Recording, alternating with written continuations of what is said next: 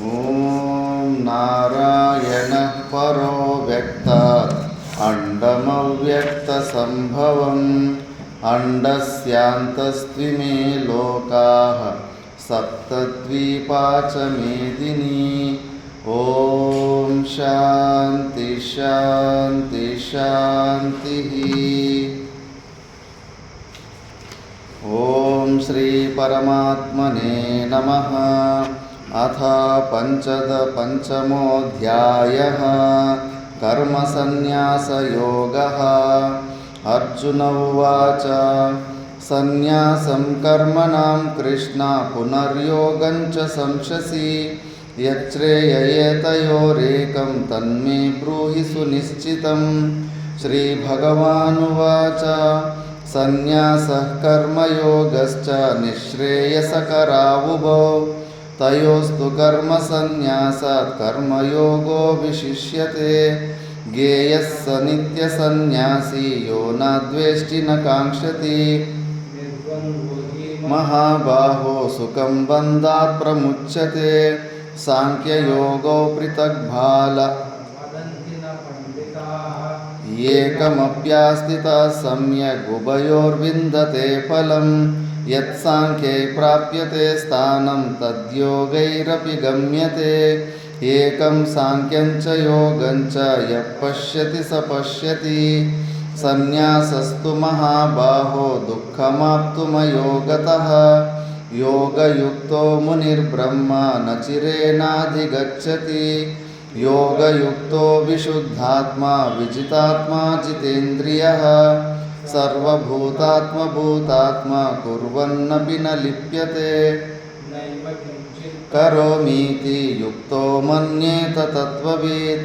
पश्यन् शृण्वन् स्पृशन् जिघ्रन् अश्नन् गच्छन् स्वपन् श्वसन् प्रलपन् विसृजन् गृह्णन् उन्मिषन् निमिषन्नपि इन्द्रियार्थ इति धारयन् ब्रह्मण्याधाय कर्माणि सङ्गं त्यक्त्वा करोति यः। लिप्यते न स पापेन पद्मपत्रमिवाम्भसा। कायेन मनसा बुद्ध्या केवलैरिन्द्रियैरपि योगिनः कर्म कुर्वन्ति सङ्गं त्यक्त्वात्मशुद्धये। युक्तः कर्मफलं त्यक्त्वा शान्तिमाप्नोति नैष्ठिकीम्। अयुक्तः कामकारेण फले सक्तो निबध्यते। सर्वकर्माणि मनसा सन्न्यस्यास्ते सुखं वशी। पुरे देहि नैव कुर्वन्न कारयन् न कर्तृत्वं न कर्माणि लोकस्य सृजति प्रभुः। न कर्मफलसंयोगं स्वभावस्तु प्रवर्तते। नादत्ते कस्यचित् पापं न चैव सुकृतं विभुः। अज्ञानेनावृतं ज्ञानं तेन मुह्यन्ति जन्तवः। ज्ञानेन तु तदज्ञानं येषां नाशितमात्मनः। तेषामादित्यवत् ज्ञानं प्रकाशयति तत्परं। तद्बुद्धयस्तदात्मानस्तन्निष्ठा तत्परायणाः। गच्छन्त्य पुनरावृत्तिं ज्ञाननिर्धूतकल्मषाः। विद्याविनयसम्पन्ने ब्राह्मणे गविहस्तिनि सुनिचैव समदर्शिनः। इहैव तैर्जितः सर्गो येषां साम्ये स्थितं मनः। निर्दोषं हि समं ब्रह्म तस्मात् ब्रह्मणि ते स्थिताः। न प्रहृष्येत् प्रियं प्राप्य नोद्विजेत् प्राप्य चाप्रियं। स्थिरबुद्धिरसम्मूढो ब्रह्मविद् ब्रह्मणि स्थितः। बाह्यस्पर्शे स्वसक्तात्मा विन्दत्यात्मन्यत् सुखं। स ब्रह्मयोगयुक्तात्मा सुखमक्षयमश्नुते। ये हि संस्पर्शजा भोगा दुःखयोनय एव ते। आद्यन्तवन्तः कौन्तेय न तेषु रमते बुधः। शक्नोति हैव यः सोढुं प्राक्शरीरविमोक्षणात्। कामक्रोधोद्भवं वेगं स युक्तः स सुखी नरः। योऽन्तः सुकोऽन्तरारामस्ततान्तर्ज्योतिरेव यः। स योगी ब्रह्मनिर्वाणं ब्रह्मभूतोऽधिगच्छति। లభంతే బ్రహ్మనిర్వాణం ఋషయః క్షీణకల్మషాః చిన్నద్వైధాయతాత్మాన సర్వభూతైతే రతాః కామక్రోధవియుక్తానాం యతీనాం యతచేతసాం బ్రహ్మనిర్వాణం వర్తతే విదితాత్మనాం స్పర్శాన్ కృత్వా బహిర్బాహ్యాన్ చక్షుస్సైవాంతరే భ్రువోః ప్రాణాపానో సమో కృత్వా నాసాభ్యంతరచారిణో యతేంద్రియమనో బుద్ధిర్మునిర్మోక్షపరాయణః విగతేచ్ఛాభయక్రోధో యః సదా ముక్త ఏవ సః భోక్తారం యజ్ఞతపసాం సర్వలోకమహేశ్వరం సుహృదం సర్వభూతానాం జ్ఞాత్వా మాం శాంతిమృచ్చతి. ఓం తత్సదితి. శ్రీమద్భగవద్గీతాసు ఉపనిషత్సు బ్రహ్మవిద్యాయాం యోగశాస్త్రే శ్రీకృష్ణార్జున సంవాదే కర్మసన్యాసయోగో నామ పంచమోऽధ్యాయః. మనము భగవద్గీత 5వ అధ్యాయం గురించి విచారణ చేస్తుంటిమి. ఇందులో భాష్యంలో కొద్దిగా విచారణ వచ్చింది. 5వ అధ్యాయంలో మొదటి శ్లోకంలో మళ్ళీ ప్రశ్న అడుగుతున్నాడు. ముందు అధ్యాయంలో ఒక ప్రశ్న అడిగిండే, కర్మయోగము జ్ఞానయోగము. మరి జ్ఞానయోగమే శ్రేష్టము, మోక్షం పొందడమే శ్రేష్టము. 4 ప్రకారాల భక్తులు ఉంటారు: అర్థి, అర్థార్థి, జిజ్ఞాసు, ముముక్షు, జ్ఞాని అని. అర్థి అంటే ఏదన్నా డబ్బులు కావాలనో, సంపద కావాలనో, నాకు ఈ పిల్లలు కావాలనో, అది కావాలనే ఈ కోరిక ఉంటూ భగవంతుని పూజ చేసేవాడు. అర్థార్థి అంటే స్వర్గాది లోకాలకి, దీనికన్నా భూలోకంకైనా ఉత్తమైన లోకాలకి పోవడానికి, వైకుంఠమో స్వర్గమో ఆ లోకాలకి పోయేటప్పుడు అర్థార్థి. జిజ్ఞాసు అంటే మోక్షం అంటే ఏంటి అని తెలుసుకునే కోరిక, దాని కోరికకు ఉన్నవాడు జిజ్ఞాసు. జ్ఞాని అంటే ఆల్రెడీ తెలుసుకొని జ్ఞానాన్ని పొంది ఉంటాడు. ఆ జ్ఞానాన్ని కొద్దిగా జ్ఞాననిష్టగా మార్చుకోవడానికి ఇంత మాత్రమే పని ఉంటుంది, అలాంటి జ్ఞాని. ఈ 4 ప్రకారాల భక్తులలో జ్ఞాని అంటేనే నాకు చాలా ఇష్టము, జ్ఞాని నా ఆత్మస్వరూపుడే ఉంటాడని జ్ఞానిని పొగుడతాడు. సన్యాస మార్గాన్నే ఎక్కువ హైలైట్ చేసి పొగుడుతూ ఉంటాడు. అర్జునుని మాత్రము నువ్వు యుద్ధమే చేయి, నువ్వు కర్మమే చేయి, నువ్వు మాత్రం పనే చేయండి. అందుకే అర్జునునికి మరి కోపం రాదు. మరి గొప్పదని అని అంత సన్యాసము జ్ఞాన మార్గము దాని గొప్పదంటున్నావు, నా చేతుల్లో మాత్రం పని చేపిస్తున్నావు, యుద్ధమే చేయంటున్నావు, కర్మ మార్గమే చేయమంటున్నావు. అందుకే ఈ రెండిట్లో ఏదో శ్రేష్టమో నాకు కరెక్ట్గా చెప్పు అని పోయిన అధ్యాయంలో అడిగింది. దానికి సమాధానం చెప్పుకుంటూ వచ్చి, శ్రేష్టము అదే, కాకపోతే ఆ శ్రేష్టకు నువ్వు అధికారి ఉండాలి కదా, నీకు యోగ్యత ఉండాలి కదా. మంచి మంచి ప్రధానమంత్రి పోస్టులు, సీఎం పోస్టులు ఫ్రీగా ఇస్తే మనం ఎవరు వద్దామన్నాడు, ఈజీగా తీసేసుకుంటాం ఫ్రీగా వస్తే. కానీ ఆ పోస్టుకి యోగ్యత ఉండాలి కదా. చిన్న చిన్న సంస్థలు చూసుకోవడానికి పిచ్చిలేస్తుంది. 20 మంది 100 మంది ఉన్న సంస్థలు, మళ్ళీ 10 కోట్ల మంది ఉన్న రాజ్యాన్ని చూసి అంత యోగ్యత ఉండాలి కదా. యోగ్యత లేకుండానే అంత పెద్ద పోస్టు కావాలని కోరుకుంటాము, దురాశే కదా. మరి నువ్వు సన్యాసము తీసుకొని మోక్షాన్ని పొందాలని కోరిక కలిగి అది కావాలనుకుంటున్నావు కదా, దానికి నీకు యోగ్యత ఉండాలి కదా. నువ్వు యోగ్యుడు కాదు, ఆ సన్యాసానికి నువ్వు యోగ్యుడు కాదు. ఎందుకంటే నీకు ఇంకా అహమ్మమ భావాలు పోలేదు. అయ్యో, ఎదురుగా ఉన్నోడు నా తాత, నా గురువు, మా మామగారు, మా అన్న కొడుకులు, మా అన్నలు, వీళ్ళని నేను ఎట్లా చంపాలి అని ధర్మాన్ని మర్చిపోయి నీ అహమ్మమ భావాలు వచ్చేసినాయి. నేను నా వాళ్ళు అన్నది స్వార్థం వచ్చేసి. కాబట్టి నువ్వు సన్యాసానికి యోగ్యత లేదు. ఈ అహమ్మమ భావాలు ఉన్నప్పుడు నువ్వు కర్మానికి అధికారివే. ఫస్ట్ ఆ కర్మయోగం చేయి, దాని ద్వారా అంతఃకరణ శుద్ధిని పొందు. అది ఎలా చేయాలి? ఈశ్వరార్పణ బుద్ధి ద్వారా, ఫలాపేక్ష లేకుండా కర్మలు చేయాలి. చేస్తున్న ఏ పని కానీ, గృహస్థాశ్రమంలో ఉన్నప్పుడు కానీ భార్య పిల్లలు ఉంటారు, ఆ చేస్తున్న వాళ్ళ కోసమే కష్టపడుతుంటావు. అదేదో చేసే దాన్ని ఇది భగవంతుని పని అని చేసుకోవాలి. భార్యని సాకడము, పిల్లల్ని సాకడము, పూర్వజన్మలు నేను చేసిన పుణ్యపాప కర్మలకు రుణానుబంధానికి వీళ్ళకి నేను బాకీ ఉన్నాను.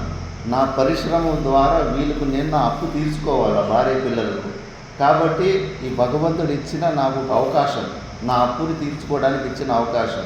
ఆ అప్పు తీరేంతసేపు నా బాధ్యతలు నేను నిర్వహించేసి తర్వాత అంతఃకరణ శుద్ధిని పొందిన తర్వాత మోక్షాన్ని పొందడానికి ఇటు రావాలి.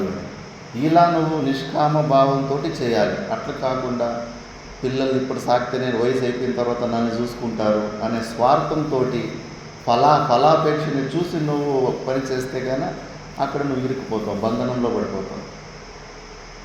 కర్తృత్వ భావంతో స్వార్థాన్ని, ఫలాన్ని ఇష్టపడి ఏ కర్మలు చేసినా అవి బంధనానికి కారణం. మళ్ళీ మళ్ళీ నువ్వు పునర్జన్మలకు వచ్చేస్తూ ఉంటావు. అలాంటి కోరికలు లేకుండా కేవలం ఇప్పుడు చిన్న వయసులో ఉన్నప్పుడు ఈ పిల్లలకి చెప్తుంటాం, వంటింటి పై ఆ గిన్నె తీసుకురారా, ఇది తీసుకురారని చక్కగా తీసుకొచ్చేస్తారంటే నేను తీసుకొస్తే నాకేం లాభము అని లెక్కలు ఎక్కువ వేయదు. స్వామి చెప్పాడు తీసుకురావాలి, అమ్మ చెప్పింది తీసుకురావాలంతే. అట్లా డ్యూటీ లాగా భగవంతుడు చెప్పాడు ఇది డ్యూటీ, ఈ డ్యూటీ నేను నిర్వహించాలంటే. అట్లా మనము కర్మలు చేస్తే ఏ కర్మలు చేసినా మనకి అంటుకోకుండా ఉంటాయి. ఫస్ట్ నువ్వు అలాంటి కర్మలు చేయి. అర్జున, నీకు ఇంకా అహమ్మమ్మ భావాలు పోలేదు. ఇప్పుడేమో సన్యాసంకి ఎంత సహనశక్తి ఉండాలి, ఎంత ఓర్పు ఉండాలి. ఇప్పుడేమో నేను అధికారి అనే భావన ఉంటుంది. అభిమన్యు చచ్చిపోయినప్పుడు పిచ్చోడ్లాగా ఏడుస్తుంటాడు అర్జునుడు. విపరీతమైన మోహం. ఒకసారి కర్ణుడు 4 పాండవుల్ని ఓడించేసి ప్రాణభిక్ష పెట్టి వదిలిపెట్టేసి ఉంటాడు ధర్మరాజుని, భీముని, నకుల్ని, సహదేవుని. కుంతి వరం అడిగింటుంది కాబట్టి.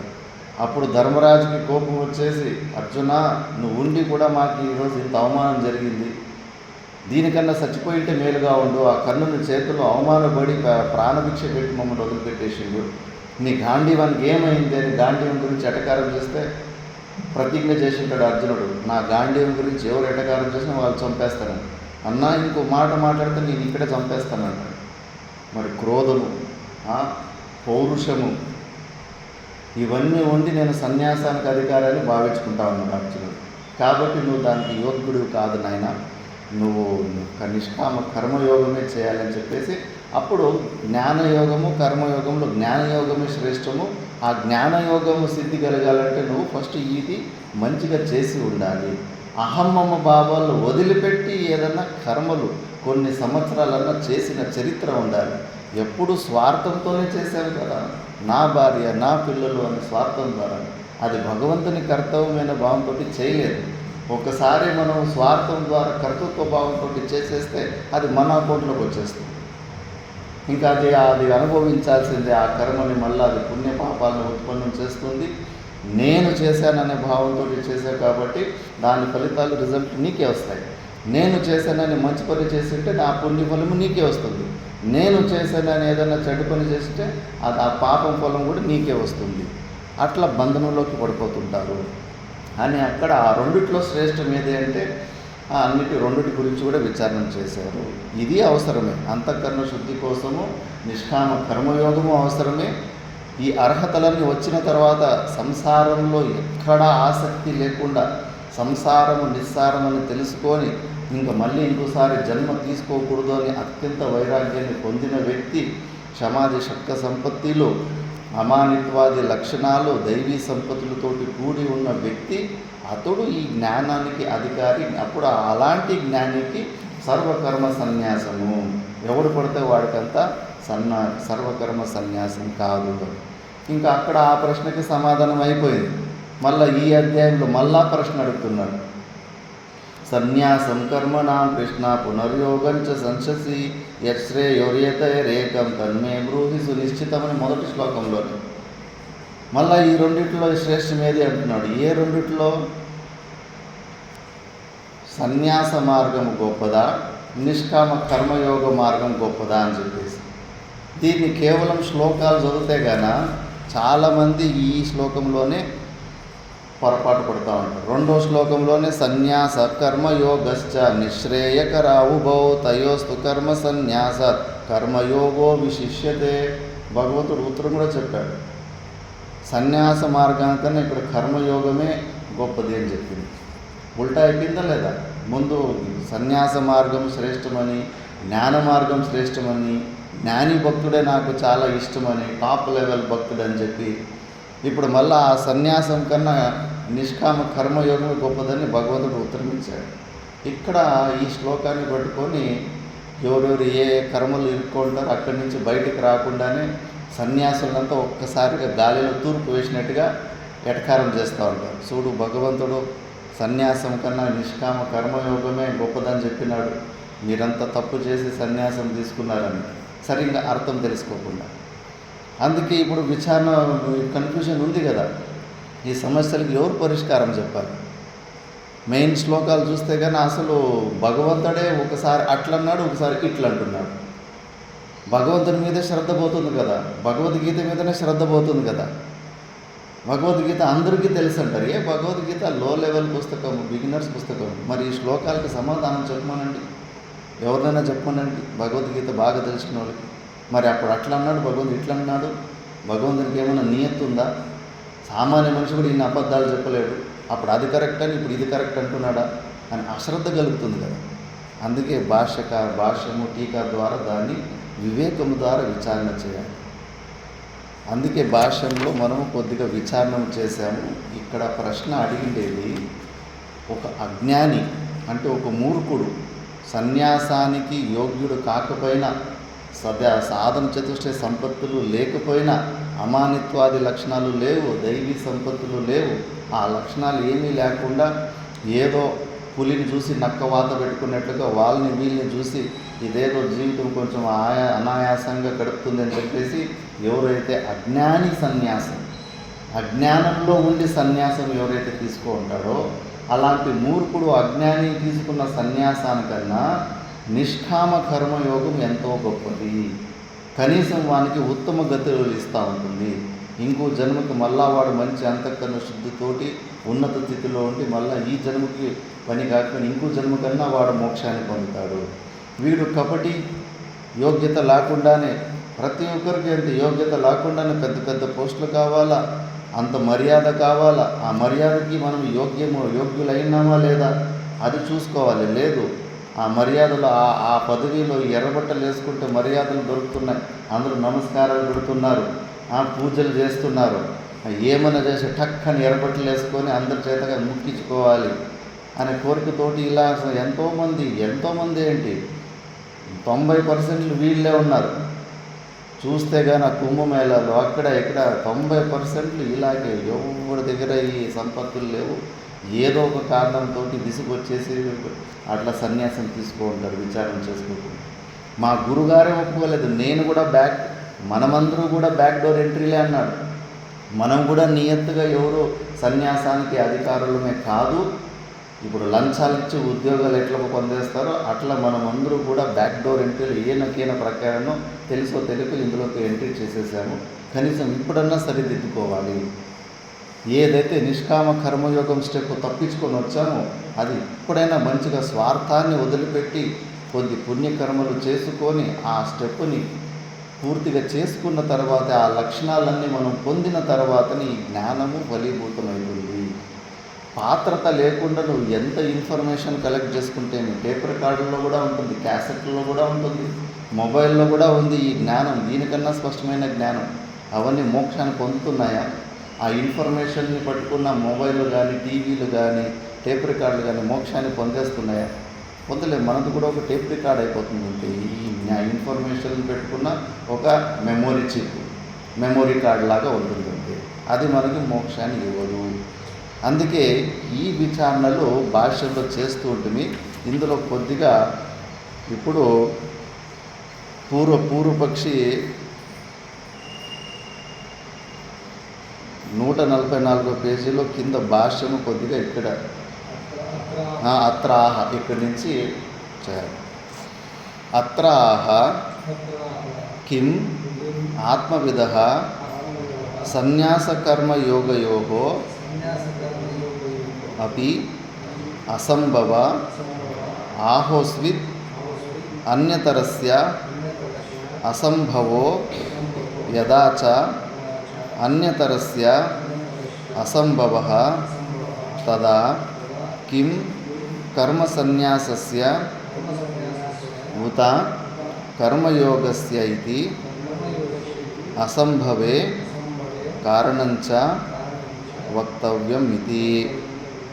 अत्र उच्यते आत्मविदो निवृत्तमिथ्याज्ञानत्वात्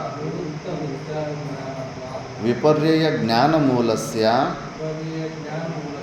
कर्मयोगस्य असंभवः स्यात्। जन्मादि सर्वविक्रियारहितत्वेन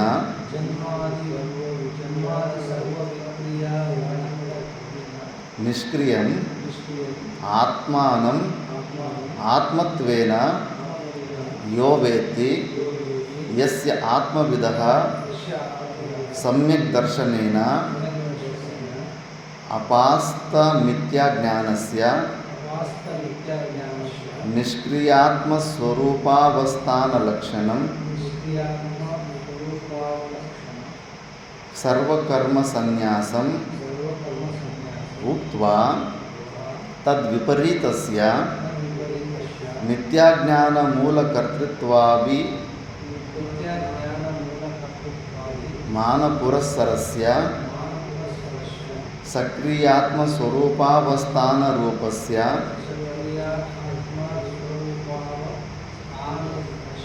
कर्मयोगस्य इह शास्त्रे तत्र तत्र आत्मस्वरूपनिरूपणप्रदेशेषु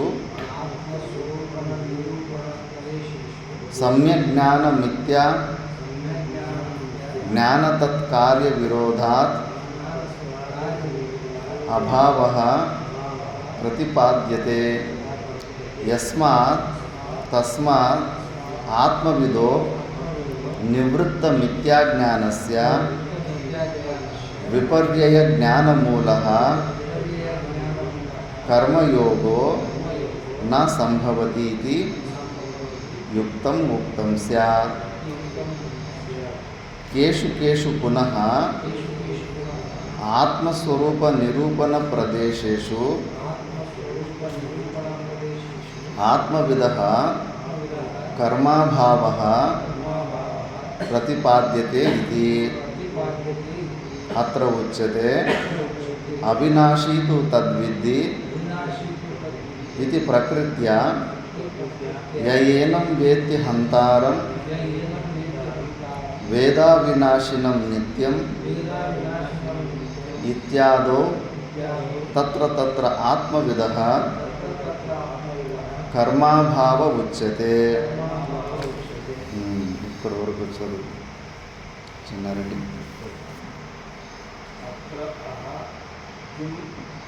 आत्मविदः संन्यास कर्म योगयोः अति असंभव आहोस्तिः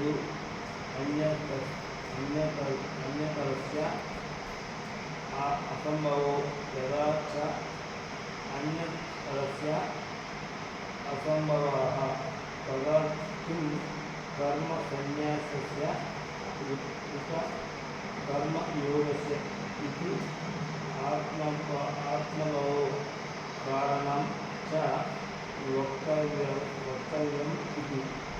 अत्र उच्यते आत्मविदो निवृत्तमिथ्याज्ञानत्वात् विपर्ययज्ञानमूलस्य कर्मयोगस्य असंभवः स्यात्।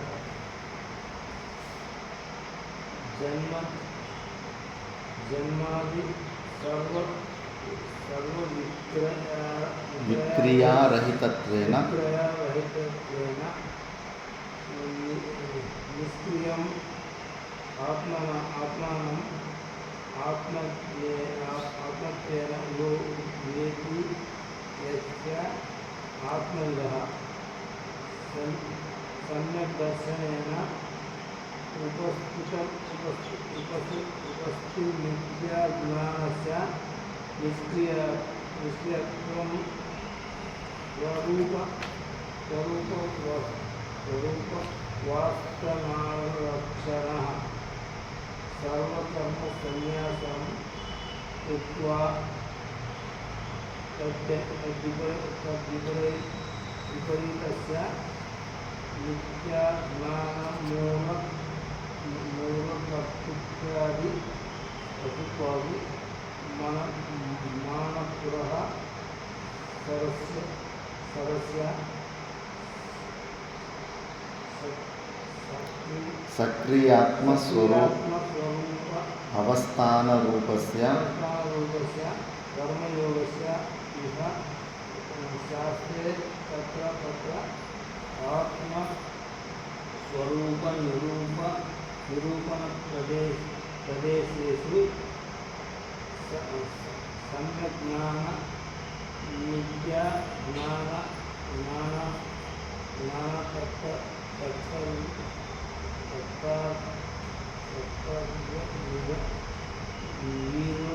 सम्यक् अभावः प्रतिपद्येत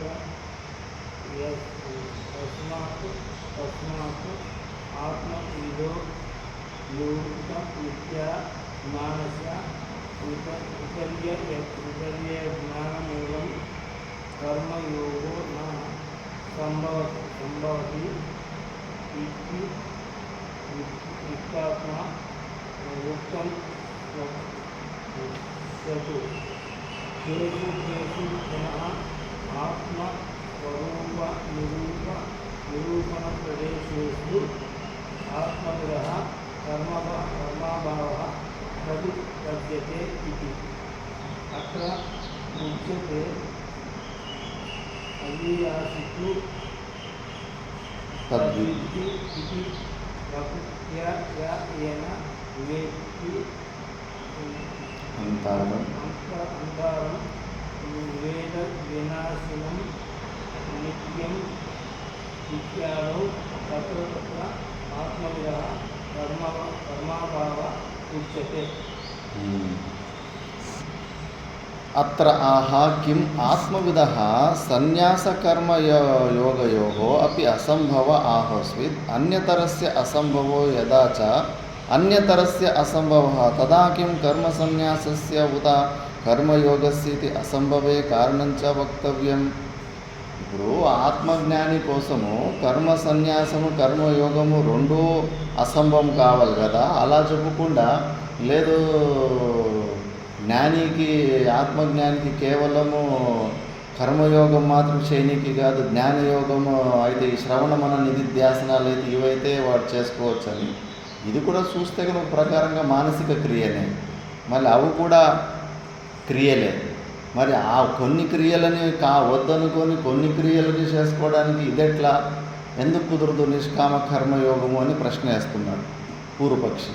అందుకే అత్ర ఉచ్యతే ఆత్మవిదః నివృత్త మిథ్యాజ్ఞానత్వాత్ విపర్యజ్ఞానమూలస్య కర్మయోగస్య అసంభవస్య.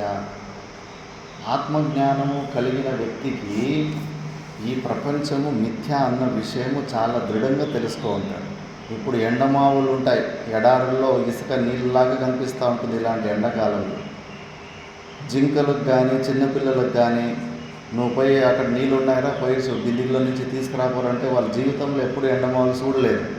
అక్కడ అసలు కింద చెరువు కనిపిస్తూ ఉంది కదా, ఆ చెరువులో పోయి నువ్వు నీళ్ళు తీసుకురాపోతే నువ్వు నిజంగానే బిందెకి తీసుకొని రానికి ముందుకు పోతుంటాడు. ఎందుకంటే వాడికి ఆ విషయంలో వాడు అజ్ఞాని. అక్కడ నీళ్లు లేవు, వట్టి ఇసుకే ఉందన్న విషయం వాడికి తెలియదు. అలాంటి అజ్ఞానికి నువ్వు ఇలాంటి విధి వాక్యాలు చెప్తే గాన నువ్వు ఇప్పుడు కర్మయోగం చేయి, బిందికి తీసుకొని పోయి అక్కడ పోయి నీళ్ళు తీసుకొని రాపో అంటే గాన వాడికి ఆ బుద్ధి పుడుతుంది. అవును కదా, అక్కడ నీళ్ళు కనిపిస్తున్నాయి కదా, పోయి బిందికి తీసుకొని నేను నీళ్ళు తీసుకొస్తానని పోయి వాడు తీసుకొని రానికి ముందుకు వెళ్తాడు. అదే పెద్దోళ్ళు అది నిజమైన నీళ్ళు కాదు, డూప్లికేట్ నీళ్ళు అని తెలిసిన వ్యక్తికి పూర్ణైనా పోయి బిందికి నీళ్ళు తీసుకురాపో అంటే కనుక పోతారా నల్లరెడ్డి? అవి నీళ్ళు నిజమైన నీళ్ళు కాదని తెలిసిన పెద్దోళ్ళకి నువ్వు పోయి ఆ నీళ్ళు తీసుకురాపంటే పోతారా? ఎందుకు పోరు?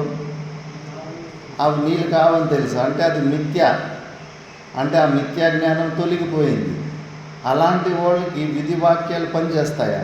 అలాగే ఆత్మజ్ఞానం పొందిన యోగులకు ఈ సంపూర్ణ ప్రపంచము వాళ్ళ శరీరంతో పాటు ఈ సంపూర్ణ ప్రపంచము లేనట్టే ఉంటుంది. వాళ్ళు జ్ఞానాన్ని పొందినారు కాబట్టి లోపలున్న సాక్షి చైతన్యం కంటే మిగతా బయట ఉన్న దృశ్య వస్తువులన్నీ కూడా ఆ ఎండమావులు కనిపించే నీళ్ళలాగానే అని చెప్పేసి, మరి అలాంటి వ్యక్తికి నువ్వు ఆ కర్మ చేయి ఈ కర్మ చేయి అంటే కన్నా ఎందుకు చేస్తాడు? అజ్ఞానంలో ఉన్నప్పుడే ఏదన్నా ప్రయోజనం ఎక్కువ లేకపోతే కన్నా మనకి పని చేయడానికి ఇంట్రెస్ట్ రాదు. ఇండ్లలో నలుగురు అన్నదమ్ములు ఉంటారు, పెత్తనము పెద్ద ఆయన చేతికి ఇస్తే కన్నా మిగతా ముగ్గురు తమ్ముళ్ళు ఊరికే టైంపాస్కి బలవంతంగా పని చేసుకుంటారు, కానీ ఆ పెత్తనము చేతిలో ఉన్న వ్యక్తి చేసినంత ఇంట్రెస్ట్గా చేయరు. మిగతా వాళ్ళకి ఆ ఇంట్రెస్ట్ ఉండదు. ఎందుకంటే ఎంత ఎగిరి చేసినా అదే ఊరికే చేసినా అదే కూలి, ఎగిరి తెంపినా అదే కూలి అన్నట్టుగా వాళ్ళకి అర్థమైపోతుంది. కలిసి ఉన్నాం కదా, ఊరికే టైంపాస్ చేసుకున్నా కూడా నడుస్తుంటుంది, ఊరికే ఎక్స్ట్రా రిస్క్ ఎందుకు తీసుకోవాలని. అజ్ఞానం ఉన్నప్పుడే ప్రయోజనము అంత ఎక్కువ లేకపోతే ఆ మేనేజ్మెంట్ తీసుకున్నవానికి వాడి చేతికి డబ్బులు, అమ్మిన డబ్బులు, ఆ డబ్బులు చేతులు వచ్చిపోతుంటే వాడికి ఒక కిక్కు ఉంటుంది. ఆ పెద్దరికంలో ఒక గొప్ప మర్యాదలు కూడా వస్తూ ఉంటాయి. ఆ మర్యాదలు, ఆ అహంకారంలో ఈగో సాటిస్ఫాక్షన్ కోసం వాడు పనులు ప్రయోజనం కనిపిస్తూ ఉంటుంది. వాడికే ఎక్కువ కిక్కు ఉంటుంది. వాడే బలవంతంగా ఒక అడుగు ముందేసి బలవంతంగా పొలంలో ఒక 2-3 మునుములు ఏదన్నా ఆ పని చేస్తే మిగతా వాళ్ళు వెనకాల తోకల్లాగా వెనకాల వస్తారు, కానీ వీడు పోకుండా పోతే అసలు వాళ్ళ ముందుకు పోనీకి ఇంట్రెస్టే రాదు. అజ్ఞానం ఉన్నప్పుడే పని చేయనీకి ఇంట్రెస్ట్ కాదు. ఇంక ఈ ప్రపంచమే మిథ్య, నేను మళ్ళా ఇంకోసారి పుట్టాలి అనుకోలేదు, ఈ జన్మ ఈ శరీరమే ఎంత తొందరగా ఇది రాలిపోతే అంత మేలు అనుకొని ఏదో ఇంకా ఆకలి దొప్పులు తట్టుకునేకి అంత విపరీతమైన యోగిక శక్తి లేదు కాబట్టి కేవలం భిక్షాటన కర్మ, శరీరం నిలబడడానికి ఆయనతో భిక్షాటన కర్మ చేసుకుని ఈ జ్ఞానాన్ని పొందిన వ్యక్తి. ఇదంతా అబద్ధం, ఈ ప్రపంచం అంతా అబద్ధము. కళలో ఎన్ని కష్టాలు పడినా, కళలో ఎంత ఎగిరినా, ఎన్ని చెమటలు గార్చుకున్నా లేచిన తర్వాత అనిపిస్తుందా లేదా? అనవసరంగా ఊరికే స్వప్నంలో అబ్బబ్బ ఎన్ని కష్టాలు పడుతున్నారు నాయన. 50 ఎకరాల పంట పెట్టింటి స్వప్నంలో, ఈ మంచి 45 డిగ్రీల ఎండలో అక్కడ నీళ్ళు కడితే దున్నది పొలం చేస్తే విపరీతమైన కష్టాలు పడుతుంది.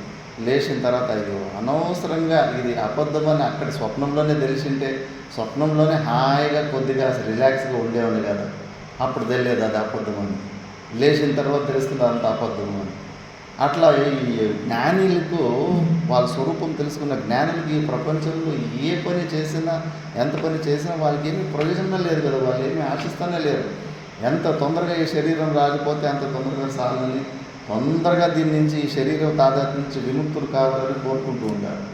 అలాంటి జ్ఞానులకు వాళ్ళు కర్మయోగం చేయలేరు. ఎందుకంటే వాళ్ళకి ఏ ప్రయోజనం తెలియదు. 2 ప్రకారాల సన్యాసం ఉంటుంది. ఒకటి విద్వత్ సన్యాసము, ఇంకోటి వివిధిష సన్యాసం. విద్వత్ సన్యాసం అంటే వాళ్ళున్న ఆశ్రమంలోనే, ఏ గృహస్థాశ్రమంలో ఉంటారు, రాజుగా ఉంటాడో రైతుగా ఉంటాడో ఆశ్రమంలోనే వాళ్ళ ఆ కర్మలు నిష్కామ కర్మయోగం ద్వారా సేవలు చేసుకొని అహంభావం లేకుండా జ్ఞానాన్ని పొందింటారు. ఉపనిషత్తులో 90% అంతా గృహస్థాశ్రమంలో ఉన్న వాళ్ళే జ్ఞానులు. వాళ్ళు చేసే పని చేసుకుంటూ కూడా లోపలున్న అహంమమ భావాలని తొలగించుకుంటారు. అలాంటి జ్ఞానులు, అలాంటి వాళ్ళు జ్ఞానం అక్కడే అయిపోయింది. ఇంకా వాళ్ళకి ఇంకేమంటే కానీ వాళ్ళు కూడా సన్యాసం తీసుకుంటాడు. యాజ్ఞవల్కుడు శిష్యులకే, జనక మహారాజునికే మోక్షం ఇప్పించేసి ఉంటాడు. లాస్ట్లో 2 భార్యలు ఉంటారు, 10,000 మంది విద్యార్థులున్న గురుకులం ఉంటుంది. ఆ దాన ధర్మాల ద్వారా వచ్చిన ఆస్తులన్నీ 2 భార్యలకి పనిచేసి సన్యాసం తీసుకోవాలని బయటకు వెళ్తారు. జ్ఞానం ఆల్రెడీ ఉంది, అయినా వాళ్ళు సన్యాసం ఎందుకు తీసుకుంటారంటే చేతులు కాళ్ళు ఊగితే జీవుడు, ఊపుకుంటే దేవుడు.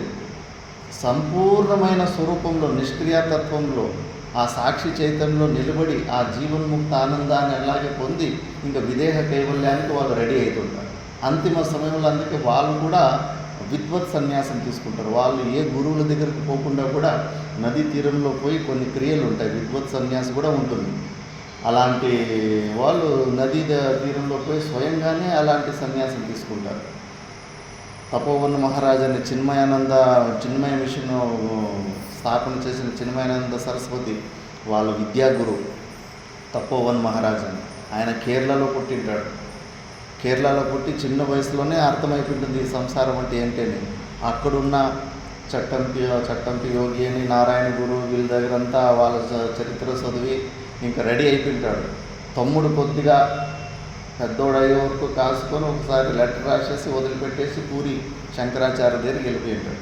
అక్కడ కొద్దిగా బ్రహ్మచర్య పాలన చేసుకొని ఇంకా ఏది కొద్దిగా పెండింగ్ సంశయాలు ఉన్నావు అవి కొద్దిగా నివృత్తి చేసుకున్నాను.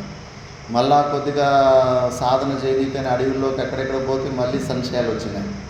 మళ్ళీ రిషికేష్కి వచ్చింది. రిషికేష్లో కైలాసాశ్రమంలో మేము చదువుకొని వచ్చిన కైలాసాశ్రమం. ఆ కైలాసాశ్రమంలో ఉండి అక్కడ ఒక 3 సంవత్సరాలు సంపూర్ణంగా ప్రస్థానత్రయాలు ఇవన్నీ సంపూర్ణంగా నీట్గా డౌట్లన్నీ క్లియర్ చేసుకున్నాను. ఆయననే మండలేశ్వర చేయాలని ఆ కైలాసాశ్రమం బడే మహారాజ్ అప్పుడే ఇది చేశాడు. కానీ ఆయన ఒప్పుకోలేదు. ఆయనకు ఆ ఆసక్తి లేదు, ఆ తంటలే వద్దు అని చెప్పేసి ఉత్తరకాశీకి వెళ్ళిపోయాడు. ఉత్తరకాశీకి వెళ్ళిపోయి ఇంకా పూర్ణంగా ఆయనకు తెలిసిపోయింది. పూరి శంకరాచార్యులే ఈ సన్యాసం గురించి చెప్పింటాడు, విద్వత్ సన్యాసం గురించి. ఆ విద్వత్ సన్యాసంలో అంతటి జ్ఞానం పూర్ణంగా ఉండి వాళ్ళ మీద వాళ్ళకంత నమ్మకం ఉన్నప్పుడు వాళ్ళు స్వయంగా కొన్ని క్రియలు ఉంటాయి, ఆ క్రియలు చేసుకొని స్వయంగా సన్యాసం స్వీకరించవచ్చు. అందుకే ఆయనకు తపోవన్ మహారాజ్ అనే పేరు ఉంటుంది, కానీ వేరే ఆనంద సరస్వతి అనే తోకలు ఉండవు. ఆయన విద్వత్ సన్యాసం. మరి ఇది ఒక సన్యాసం ఉంటుంది. ఇంకో సన్యాసం వివిధుష. వివిధుష అంటే కన్నా ఇంకా సరిగ్గా పని కాలేదు, సంశయాలు నివృత్తి కాలేదు, ఇంకా ఎన్నో ప్రకారాలైన సంశయాలు ఉంటాయి. కాబట్టి త్వంపదార్థ శోధనార్థం సన్యాస. వాడు సన్యాసము సర్వకర్మ సన్యాసము ఆ పని ఈ పని చేస్తున్నప్పుడు ఈ జ్ఞాన విచారానికి శ్రవణమన నిధిధ్యాసానికి ఎక్కువ సమయం దొరకడం లేదు అని చెప్పేసి ఇంకా సంపూర్ణ వైరాగ్యం అయితే ఉంటుంది. సాధన చతుష్టయ సంపత్తులు అయితే బాగానే ఉంటాయి, కానీ శ్రవణం పార్ట్ పూర్తి అయ్యిండదు, ఇంకా సంశయ నివృత్తి అయ్యిండదు. గురువు దగ్గరికి పోవాలి. గురువు దగ్గరికి పోయిన తర్వాత ఇంకా గురువుకి అర్థమైపోతుంది ఇది ఇంకా పచ్చికాయ అని, పండు కాలేదు. ఈ పచ్చికాయకి సమయం ఎక్కువ పడుతుంది, పండైన కాయకైతే టక్కని ఒక తత్వమసి అంటే అయిపో. ఈ పచ్చికాయలకు అర్థమైపోతుంది సాధన చతుష్టయ సంపత్తులు ఇంకా సహన శక్తి కనిపిస్తలేదు, మనసా వాచ కర్మన ఆక్రమణలు చేస్తుంటే ఇంకా తట్టుకోలేకపోతున్నాడు, ఇంకా అహంకారము పలసన కాలేదు, ఇంక ఇలాంటి వ్యక్తి ఇంకా రెడీ కాలేదు, ఇతనికి ఇంకా శ్రవణమన నిధిధ్యాసనాలు మళ్ళీ కొద్దిగా చెప్పి ఇతనికి రెడీ అయ్యే అవసరం ఉందని తెలుసుకున్నప్పుడు అలాంటి వాళ్ళకి నాయన నువ్వు ఈ శ్రవణమన నిధిధ్యాసనం కొన్ని రోజులు చేయి, నీలో యోగ్యత లేదు, ఇంకా అర్హత రాలేదు, అర్హత వచ్చింటే ఇవన్నీ నీలో జరగకూడదు, ఇవి జరుగుతున్నాయంటే కానీ నీవు ఇంకా అర్హత రాలేదు, నువ్వు శ్రవణమన నిధిధ్యాసనం చేయాలి. ఇలా వివిధిష సన్యాసం కూడా తీసుకుంటారు. ఎక్కువ వివిధిష సన్యాసులు ఇప్పుడు ఉండేది. విద్వత్ సన్యాసులు అప్పటి కాలంలో అంతటి మహాజ్ఞానులు ఉండేవారు, కానీ ఇప్పుడు మనం చెప్పుకోవడంలో ఒక తపోవన్ మహారాజు కథే వినిపిస్తుంది, కానీ ఇంకెక్కడ ఎవరిది అంతటి మహానుభావుడు విద్వత్ సన్యాసం తీసుకునేంత సామర్థ్యం ఉన్న వ్యక్తి ఇప్పుడున్న హిస్టరీలో అయితే ఎవరు కనిపించలేదు. మూర్ఖులు అజ్ఞానంతో వేసుకుంటారు అనుకో, ఎర్రబట్టలు ఎవడు పడితే వాడు వేసుకొని గురువు అని ఫీల్ అయిపోతుంటారు. అవన్నీ లెక్కకు రా, వాళ్ళు భిక్షగాళ్ళలాగానే చూస్తుంటారు అనుకో, అది లెక్కకు రాదు. మళ్ళా వివిధిష సన్యాసంలోనే ఇప్పుడు 2 వెరైటీలు ఉన్నాయి. ఒకటి అజ్ఞానంతో సాధన చతుష్ట అర్హత లేకుండానే ఎర్రబట్టలు వేసేసుకుంటాడు కదా సన్యాసము. అలాంటి సన్యాసుల కన్నా నిష్కామ కర్మయోగం చేసి గృహస్థాశ్రమంలో ఉన్న వాళ్ళే చాలా గొప్ప అన్నది కృష్ణుని అభిప్రాయము.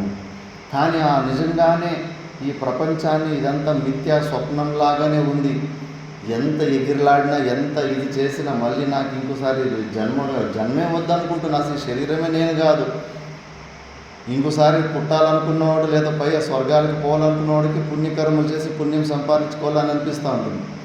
వాడికి స్వర్గానికి పోవాలనుకోవడం లేదు, ఇంకోసారి పుట్టాలని కూడా అనుకోవడం లేదు. వాడికి పుణ్యకర్మలు చేయడానికి ఇంకేమి ప్రేరణ ఉంటుంది? ఒక అంతఃకరణ శుద్ధి కోసం తప్పితే, గురువుల ఆజ్ఞ గురువుల సేవ తప్పితే కానీ వాడికి ఇంకో రెండో బుద్ధి పుట్టుడు శరీరం. కాబట్టి అలాంటి సర్వకర్మ సన్యాసికి నిష్కామ కర్మయోగము విధానము కాదు, ఆయన చేయలేడు. చెప్పాను కదా, మరుభూమిలో అవి నీళ్ళను తెలిసిన పిల్లగాడికి నువ్వు చెప్తే కానీ బిందెకి తీసుకొని నీళ్ళు తీసుకుని వాడు ముందుకు వెళ్తాడు. అవి నీళ్ళు కాదు, అబద్ధం నీళ్ళు అని తెలిసిన వ్యక్తికి మీరు చెప్పినా కూడా ఆయనకు ప్రేరణ పుట్టదు. ఆయన వల్ల ఆ కర్మ జరగదు. ఎందుకంటే అక్కడ నీళ్ళు లేవని తెలిసింది. ఈ సకల ప్రపంచము మన శరీరంతో కలిపి మొత్తం ఇదంతా అబద్ధం, ఇది సత్యంగా లేదు అని దృఢ నిశ్చయం కలిగిన ఆత్మజ్ఞానికి కర్మలు ఏ కర్మల్లో కూడా ఆయనకు ప్రేరణ పుట్టదు. కాబట్టి అది అసంభవము. అసలు నేను కర్త, నేను భోక్త అనే దాన్నే ఆయన ఒప్పుకోడు. అలాంటి వ్యక్తికి అది కుదరదు. అందుకే అత్ర ఉచ్యతే ఆత్మవిదో నివృత్తమిత్యాజ్ఞానత్వా విపర్యయ జ్ఞానమూలస్య కర్మయోగస్య అసంభవ స్యాత్. అందుకే జ్ఞానులకు కర్మయోగము అసంభవము. మళ్ళీ దాన్ని ఇంకా డీటెయిల్ చెప్తున్నారు. జన్మాది సర్వ విక్రియారహితత్వేన నిష్క్రియం. నాలో ఉన్న ఆ పరమాత్మని తత్వం, అదే నా స్వరూపం. ఆ స్వరూపం ఎలాంటిదంటే దానికి జన్మలు లేవు, మరణం లేదు, షడ్భావ వికారాలు లేవు. జన్మాది సర్వ విక్రియారహితత్వేన. మళ్ళీ అది నిష్క్రియం, క్రియలు లేదు. అందుకే మన స్వరూపంలో ఆత్మలో ఇప్పుడు గాలి అన్న కొద్దిగా క్రియలు చేస్తుంది. ఇటువైపు నుంచి అటువైపు పోతుందా లేదా?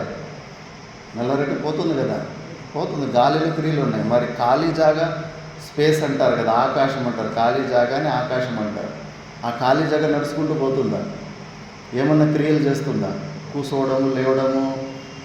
ఏమో కామరంలో ఉన్న ఖాళీ జాగా ఉరుకుందుకు నడుచుకొని పోతుందా? ఖాళీ జాగాలో క్రియలు ఉండవు. ఎందుకంటే అది వ్యాపకమైన వస్తువు. దానికన్నా వ్యాపకమైన వస్తువు మన ఆత్మ. మన స్వప్నములు కూడా పెద్ద ఆకాశాన్ని చూస్తామా లేదా? ఆ ఆకాశం అంతా మనమే కదా, మనమే ఆకాశమే. అంత పెద్ద ఖాళీ జాగా మనమే అయి ఉన్నాం మన స్వప్నంలో. ఇప్పుడు కనిపిస్తున్న ఇంత పెద్ద ఖాళీ జాగా కూడా మనమే, మన స్వరూపము. అలాంటి వ్యాపక స్వరూపము మన ఆత్మ. అతనిలో ఏ క్రియలు జరగవు. మరి ఇంకా మన శరీరంలో క్రియలు జరుగుతున్నాయంటే కర్తృత్వ భావంతో, భోక్తృత్వ భావంతో. ఇంకా ఈ శరీరము నేను అనేది అవిద్యా లేశం అంటారు, ఆ జీవభావం అంటారు. అది పోలేదు, ప్రాక్టికల్గా పోలేదు. థియరీలో తెలుసుకుంటున్నాం ఇది కాదు అని చెప్పేసి. జీవన్ముక్త పురుషుని శరీరంలో కూడా కొన్ని చేతులు కాళ్ళు ఆడుతుంటాయి, క్రియలు జరుగుతూ ఉంటాయి. ఆయనకు శరీర తాదాత్మ్యం ఉండదు, తిండి మీద కూడా ధ్యాస ఉండదు. ఏదో బలవంతంగా వీళ్ళు శిష్యులను మెయింటైన్ చేసుకుంటా ఉంటే అది ఆహారం పోతాం. లేదంటే ఒకసారి వారం రోజులైనా తిండి లేకుండానే ఉండింటారు. ఆ ఉదుతులు అయితే ఇంకా విచిత్రం, విపరీతంగా ఉంటుంది. వాళ్ళ శరీరంలో కొన్ని క్రియలు జరుగుతుంటాయి కదా అని చెప్పేసి మళ్ళా పులిని చూసి నక్క వాత పెట్టుకున్నట్టుగా నేను కూడా జ్ఞానినే, నాలో కూడా అంతే. ప్రాణధర్మం, ఆకలి, దానికోసం కొన్ని క్రియలు జరుగుతున్నాయి అని చెప్పేసి మిగతా శుష్క వేదాంతం చెప్పుకొని మోసపోతూ ఉంటారు. జీవన్ముక్త పురుషుని స్థితి ఎంత గొప్పది. ఆయన నిజంగానే అహంభవ భావాలు, కర్తృత్వ భక్తృత్వ భావాలు ఉండవు. మనకు ఆకలి అయితే నేనే వెళ్ళి తినాలనే కర్తృత్వ భావంతో ఇంకా భోజనం చేస్తున్నాను. జీవన్ముక్త పురుషునికి అది ఉండదు. ఆ జీవన్ముక్త పురుషుడు అంటే కానీ అది బాగుంటుంది. గుణాగుణేషు వర్తంతే ఇది మత్వ అని చెప్పేసి జీవభావం ఉండి, ఈ శరీరంలో కర్తృత్వ భావం ఉండి ఆలోచన చేయండి. ఇంకా ఎవరైనా మనస వాచ కర్మన ఏదైనా ఇబ్బందులు పెట్టినప్పుడు మనకు నొప్పి అవుతుందా లేదా, లోపల పుచ్చుకుంటుందా లేదా? మరి అది ఉన్నప్పుడు జీవభావంలోనే ఉన్నాం కదా. ఈ జీవభావము, ఈ అహంకారాన్ని ఇంత దృఢంగా పెట్టుకొని గుణాగుణేషు వర్తంతే ఇది మత్వ అని చెప్పేసి పెద్ద జ్ఞానుల్లాగా యాక్టింగ్ చేసుకుంటే మాత్రం పరమానందం దొరుకుతుందా? కాబట్టి ఇక్కడే చాలా హుషారు కావాలి. జ్ఞాని లేదు, ఆయన నిష్క్రియతత్వం. ఆయనలో ఏ క్రియలు జరగడం లేదు. ఆ క్రియలు కూడా ఈ శరీర సంఘాతంలో జరుగుతున్న క్రియలు కూడా అది కూడా భ్రాంతి రూపమే.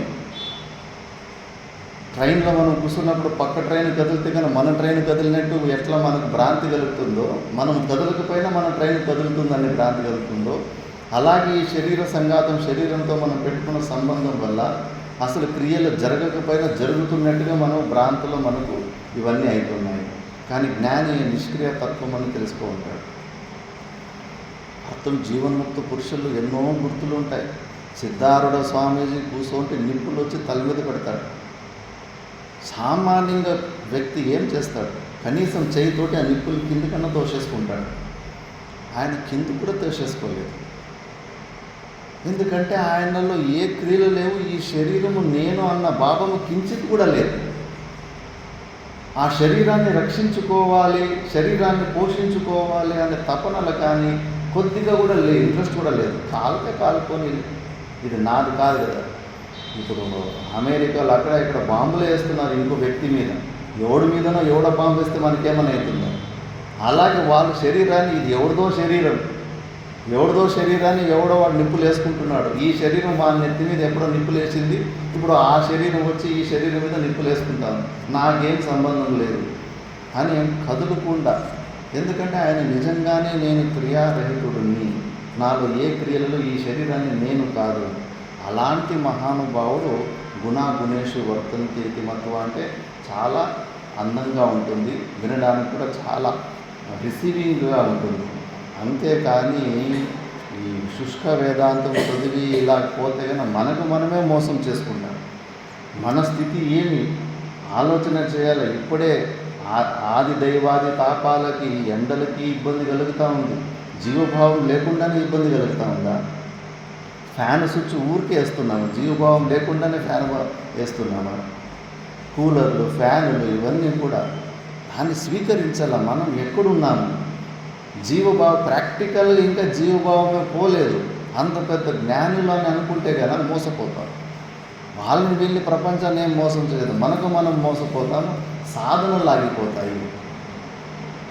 నేను నాలో ఇంకా సాధనలు తక్కువ ఉన్నాయని అనుకుంటే వాడు ఏదైనా ప్రయత్నాలు రిపేర్లు చేసుకుంటాడు. అయిపోయింది అని చెప్పేసి పని కాకుండానే అయిపోయింది అనుకున్నవాడికి ఆ సాధనలు చేసే అవకాశం కూడా కోల్పోతాడు. అందుకే మా గురుగారు ఈ విషయంలో ప్రతి క్షణంలోనూ అక్కడే దెబ్బ కొడుతుంది.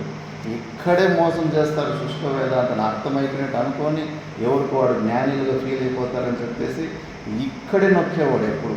జాగ్రత్త, తస్మాత్ జాగ్రత్త, తస్మాత్ జాగ్రత్త. ఆ బ్రహ్మ అనుభవ పర్యంతం ఎలాంటి స్థితి? నిద్రాళువత్. చిన్నపిల్లోడికి పడుకున్నప్పుడు పాలు తాపిన తినిపించిన ఎట్లా చిన్నపిల్లోడికి అసలు తెలిసలేదు ఎప్పుడు తాగాను ఎప్పుడు తిన్నాననే విషయం. అంతటి గొప్ప స్థితికి ఈ శరీర తాదాత్మ్యాన్ని ఆ మట్టానికి తొలగించుకున్న రోజు అప్పుడు నువ్వు భావించుకున్న, నువ్వు ఆ జ్ఞానాన్ని పొందినావంటే అప్పుడు అది శోభాయమానంగా ఉంటుంది. అంతేకాని ఈ శరీర జీవభావం ఇంకా దృఢంగా పెట్టుకొని అహంకారాన్ని వదలలేకపోతున్నాం. స్వతంత్రతని, అహంకారంలోని స్వతంత్రతని మన చుట్టూ ఇంకా ఎవరికి ఇవ్వలేకపోతున్నారు. స్వంత ఆలోచనలు, స్వంత నిర్ణయాలు ఇంకా ఇవే ఉన్నాయి. ఇన్ని రూపంలో అహంకారం మనకు మోసం చేస్తున్నప్పుడు జాగ్రత్త పడాలి. కాబట్టి మనము నిష్క్రియాతత్వము, జ్ఞానులు నాలో ఏ క్రియలు జరగడం లేదు అని ఉంటారు. కాబట్టి వాళ్ళ వ్యవహారం మనకన్నా భిన్నంగా ఉంటుంది. ఆత్మానం ఆత్మత్వేన యో వేతి. ఆత్మానం అంటే ఈ జీవభావాన్ని, ఈ అంతఃకరణాన్ని కూడా నిజమైన సాక్షి చైతన్యమే. అద్దం ముందు నిలుచుకున్న మనం ఒక వ్యక్తి ఉంటాం, అద్దంలో ఒక ప్రతిబింబం ఉంటుంది. ఆ ప్రతిబింబము కూడా నిలుచుకున్న బింబమే నేనే, వేరు కాదు. నా నుంచి ఆ ప్రతిబింబం వేరు కాదు. నాలో ఈ జీవభావం ఉంది కదా, ఇది అంతఃకరణం అనే అర్థంలో వస్తున్నది. నేను బింబ రూపంలో నేను ఆ సచ్చిదానంద స్వరూపుణ్ణి. ఈ జీవభావంలో ప్రతిబింబ రూపంలో నాకు ఇట్లా పరిచ్ఛిన్నోన్ని, పుట్టి సచ్చేటోన్ని, తక్కువ శక్తి ఉన్నోన్ని, షడ్భావ వికారులు ఉన్నోన్ని అని అనిపిస్తుంది. కానీ బింబ రూపంలో నేను అంతే శక్తిశాలిని నేను అన్న జ్ఞానాన్ని తెలుసుకున్న యో వేత్తి యస్య ఆత్మవిదః సమ్యక్ దర్శనేన అపాస్త మిథ్యాజ్ఞానస్య. సమ్యక్ దర్శనేన, సమ్యక్ అంటే వెరీ వెల్, సంపూర్ణంగా మిథ్యాత్మించే ప్రాక్టికల్గా. ఇప్పటి వరకు మన దగ్గర ఉన్న డబ్బులు కింద తీసి చీపురుతోటి ఊడ్చి డస్ట్బిన్లోకి వేసేంత సామర్థ్యం రాలేదు. ఎన్నో వస్తువుల్లో మహత్వ బుద్ధి ఉంది. ఒక్క వస్తువు కాదు, చీపిరి కట్ట కనిపించకపోతే టెన్షన్ అయిపోతుంది. ఆశ్రమంలో ఒక చెరికిపార కనిపించకుండా పోతే టెన్షన్ అయిపోతుంది. ఇన్ని వస్తువులలో విలువలు పెట్టుకొని నువ్వు మిథ్యాత్వ దర్శనం అయిందంటే కానీ పెద్ద భ్రాంతి, మహాభ్రాంతి. అది చాలా పెద్ద భ్రాంతి అది. కానీ మహాపురుషులకు దొంగలు తప్పించుకొని రెడ్ హ్యాండ్గా దొరికిపోతే కానీ వాళ్ళు దొంగతనం చేసిన సొమ్ముని కింద వదిలిపెట్టిపోతుంటే కూడా రానైనా అని చెప్పేసి పహారీ బాబా అని ఒక దొంగ రాత్రి పడి ఉంటాడు. దొంగతనం చేసి మధ్యలో వీళ్ళు నిద్ర చేసేసరికి దొంగతనం చేసి గంటు కట్టింది అక్కడే వదిలిపెట్టి పారిపోతూ ఉంటాడు. వాళ్ళు దొంగతనం చేసిన దాన్ని వెనకాల మోసుకొని పరిగెత్తిపోయి ఆడు 10-12 కిలోమీటర్లు పరిగెడితే ఈయన కూడా 10-12 కిలోమీటర్లు పరిగెత్తే, నాయన కష్టపడి దొంగతనం చేసుకున్నావు, ఎక్కడ ఎందుకు అక్కడ వదిలిపెట్టిపోయావు, తీసుకెళ్ళు దీన్ని అని ఆయన చేతికి ఇస్తారు. ఈ కథ వివేకానందుడు అక్కడ ఇక్కడ వివేకానందుడు ఇంకో వ్యక్తికి ఇంకో స్వామికి చెప్తా ఉంటాడు, ఇట్లా చూడు పహారీ బాబా దగ్గర ఎంత అద్భుతమైన ఉంటాడు అంటే వాళ్ళకు ఏ వస్తువులో కూడా మోహం ఉండదు. ఇది నాది, ఇది నేనే తినాలా, నా వాళ్ళే తినాలా అనే స్వార్థ మహామమ్మ బాబాకి అక్కడ ఆస్కారం ఉంది. అది జీవన్ముక్త లక్షణం. అలాంటి జ్ఞానుల గురించి ఇక్కడ మాట్లాడుతున్నారు. మనం ఆలోచించండి, ఏదన్నా మన ఆశ్రమంలో ఒక వస్తువు ఏదైనా బయటకు పోయిందంటే నొప్పి వేస్తుందా లేదా, అహమభావాలు ఉన్నాయా లేదా ఆ వస్తువుల మీద. మరి ఎక్కడ మిథ్యాత్వ, నువ్వు జ్ఞానివైతే నీకు మిథ్యాత్వ దర్శనం ఉంటే కదా ఆ వస్తువు వియోగమైనప్పుడు నీకు దుఃఖం కలగకూడదు కదా. నీకు దుఃఖం కలుగుతుందంటే ఎక్కడుంది మిథ్యా జ్ఞానం, అనుకుంటున్నావు అంతే. లేదు ఈ ప్రపంచాన్ని అంతా నేను మిథ్యాగానే చూస్తున్నానని మోసపోతున్నావు అంతే.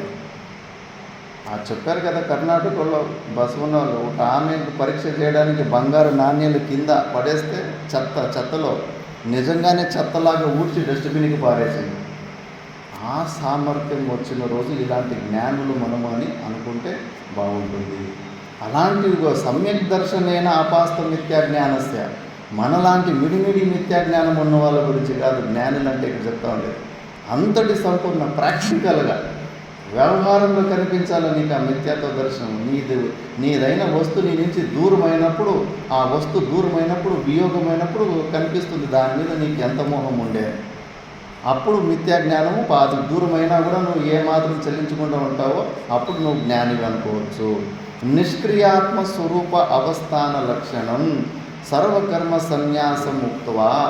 అలాంటి వ్యక్తికి సర్వకర్మ సన్యాసము శాస్త్రం చెప్పి తద్ విపరీతస్య మిథ్యాజ్ఞాన మూలకర్తృత్వ అభిమాన, దానికి విపరీతంగా ఉన్నవాడు మిథ్యాజ్ఞాన మూలకర్తృత్వ అభిమాని మాన పురస్సరస్య సక్రియాత్మ స్వరూపస్య అవస్థాన రూపస్య కర్మయోగస్య ఇహ శాస్త్రే తత్ర ఆత్మస్వరూప నిరూపణ ప్రదేశేషు సమ్యజ్ఞాన మిథ్యాజ్ఞానత్వ కార్యవిరోధ అభావ ప్రతిపద్యతే. అజ్ఞానులకైతే కన్నా కర్తృత్వ భావం ఉంటుంది, జగత్తులో ఉన్న ప్రతి వస్తువు సత్యమైన వస్తువు అనే భావన ఉంటుంది. కాబట్టి అలాంటి వాళ్ళకి నిష్కామ కర్మయోగం చేయంటే కానీ వాడు చేస్తాడు. దానివల్ల వాడికి లేదు ఫలాన్ని ఇష్టపడేవాడైతే కూడా వాడికి ఒక ప్రేరణ కలుగుతుంది. నువ్వు కష్టపడితేనైనా నీకు డబ్బులు వస్తాయి, నువ్వు నీ భార్య సుఖంగా ఉండొచ్చు అనే ప్రయోజనాన్ని నువ్వు చూపిస్తే కన్నా అది కూడా వాడి చేతిలో పని చేపిస్తుంది. లేదా వాడు మోక్షాన్ని పొందాలనే కోరిక ఉన్నప్పటికీ కాకపోతే యోగ్యత లేకపోయినా కూడా చూడు నాయనా, నువ్వు నిష్కామ కర్మయోగం చేస్తే నీకు అంతఃకరణ శుద్ధి కలిగి ఒకరోజు ఈ జ్ఞానం నీకు అంటుకుంటుంది అంటే ఆ ప్రయోజనం అంతఃకరణ శుద్ధి ద్వారా జ్ఞానాన్ని పొందే ప్రయోజనాన్ని చూసి వాడు కూడా ప్రవృత్తుడవుతాడు. అంతేగాని సంపూర్ణంగా దీన్ని మిథ్యాన్ని నిశ్చయం చేసిన వ్యక్తికి అసలు ఏ ప్రేరణ కూడా కలగదు నువ్వు ఏం చెప్పినా కూడా. కాబట్టి ఈ జ్ఞానులకు కర్మయోగము సూటు కాదు అని చెప్పేసి మళ్ళీ యస్మాత్ తస్మాత్ ఆత్మవిద నివృత్త మిథ్యా జ్ఞానస్య విపర్య జ్ఞానమూల కర్మయోగోన సంభవతి యుక్తం ముక్తం స్యాత్. అందుకే చెప్పేది కర్మయోగము జ్ఞానులకు యుక్తం కాదు, అది అస్సలు కుదరదు వాళ్ళకు అని చెప్పేసి. అందరినీ ఒకే తక్కువ లేచి తూకం చేసే పని చేయకూడదు, అందరూ అజ్ఞానులు అనుకోకూడదు. మనకి ఏముంది, ఏమైనా మీటర్లు ఉన్నాయి టెస్ట్ చేయడానికి, ఎవడు జీవన్ముక్త పురుషుడు, ఎవడు జీవన్ముక్త పురుషుడు కాదని ఏ మీటర్తో టెస్ట్ చేస్తావు? ఏ మీటర్లు లేనప్పుడు అందుకే అందరినీ ఒకే తక్కువలో వేసి అందరూ నిష్కామ కర్మయోగమే చేయాలి, అందరూ సన్యాసమే తీసుకోవాలి అనే మాటలు కనకూడదు. అధికార భేదం ఉంది కాబట్టి ఎవడు దేనికి అధికారమో ఆ మార్గాన్ని వాడు ఎంచుకుంటాడు. కేషు పునః ఆత్మస్వరూప నిరూపణ ప్రదేశేషు ఆత్మవిధ కర్మాభావ ప్రతిపాద్యతే. ఇది భగవద్గీతలోని ఎన్నో ప్రూఫులు ఉన్నాయి. అలాంటి జ్ఞానులకు అసలు కర్మకు వాళ్ళ అధికారమే కాదు అని చెప్పేసి అత్ర ఉచ్యతే అవినాశీతు తద్విద్ది 2వ అధ్యాయం 17వ శ్లోకం. అక్కడ కూడా ఆ ఆత్మతత్వం అవినాశి, అది పుట్టలేదు సావు లేదు, అలాంటి స్వరూపానివి నువ్వు, మరి నీలో కర్మలు ఏముంటాయని. ప్రకృతి ఏనం వేత్తి హంతారం, అలాంటి ఆత్మని ఇది చచ్చిపోతుందని, అలాంటి ఆత్మని నేను చంపేవాడని కర్తృత్వ ఆరోపణ, మళ్ళీ కర్మ ఆరోపణ, ఇవన్నీ చేసేటోడు అజ్ఞాని అని. వేదా వినాశినం నిత్యం ఇత్యాదవ తత్ర తత్ర ఆత్మవిధ కర్మాభావ ఉచ్యతే. అందుకే అలాంటి జ్ఞానులకు కర్మ లేదు, కర్మ అభావమే చెప్పిందని భగవద్గీతలోనే ప్రూఫ్ ఉంది. మళ్ళీ దాని తర్వాత పూర్యోగి అడుగుతారు, మరి కర్మ జ్ఞానుల గురించి ఏం చెప్పడము, కర్మలు చేయాలని కూడా శ్లోకాలు ఉన్నాయి కదా, ఉన్నాయి లేదా నారాయణ చైతన్య? ఉన్నాయి. కర్మ అసలు భగవద్గీతలో ఎక్కువ కర్మలు చేయడానికి ప్రేరణ ఉంది. మొదటి 6 అధ్యాయాలు అర్జునుడిని చేయమన్నాడు కదా, సన్యాసం కావాలంటే కూడా ఇప్పిలేదు, నువ్వు పనే చేయమన్నాడు, నిష్కామ కర్మయోగమే. అందుకే పూర్వపక్షి వాడు ప్రూఫ్లు చూపిస్తాడు. ఇప్పుడు నన్ను నేను చదవాలి, నన్ను చ కర్మయోగ అపి ఆత్మస్వరూప నిరూపణ ప్రదేశేషు తత్ర తత్ర ప్రతిపాద్యతే ఏవ తద్ యథా తస్మాద్ యుద్ధస్వ భారత స్వధర్మమపి చావేక్ష్య కర్మణ్యేవాధికారస్తే ఇత్యాదో అతః చ కథం ఆత్మవిదః కర్మయోగస్య అసంభవః స్యాదితి అత్ర ఉచ్యతే సమ్యజ్ఞాన మిథ్యాజ్ఞాన తత్కార్య విరోధాత్ జ్ఞానయోగేన సాంఖ్యానాం ఇతి అనేన సాంఖ్యానాం ఆత్మతత్వవిదాం అనాత్మవిత్ కర్తృక కర్మయోగ నిష్ఠాతో నిష్క్రియాత్మ స్వరూపావస్థాన లక్షణాయ జ్ఞానయోగ నిష్ఠాయాః పృథక్కరణాత్ కృతకృతత్వేన ఆత్మవిదః ప్రయోజనాంతరాభావాత్ తస్య కార్యం న విద్యతే ఇది కర్తవ్యాంతరభావవచనాచ్చ న కర్మణామనారంభాత్ సన్యాసస్తు మహాబాహో దుఃఖమాప్తుమయోగతః ఇత్యాదినా చ ఆత్మజ్ఞానాంగత్వేన కర్మయోగస్య విధానాత్ యోగారూఢస్య తస్యేవ శమః కారణముచ్యతే ఇతి అనేన చ ఉత్పన్న సమ్యక్ దర్శనస్య కర్మయోగాభావవచనాత్ శారీరం కేవలం కర్మ కుర్వన్నాప్నోతి కిల్బిషం इति च शरीरस्थिति कारणातिरिक्तस्य कर्मणो निवारणात् ಇಲ್ಲಿ ತನಕ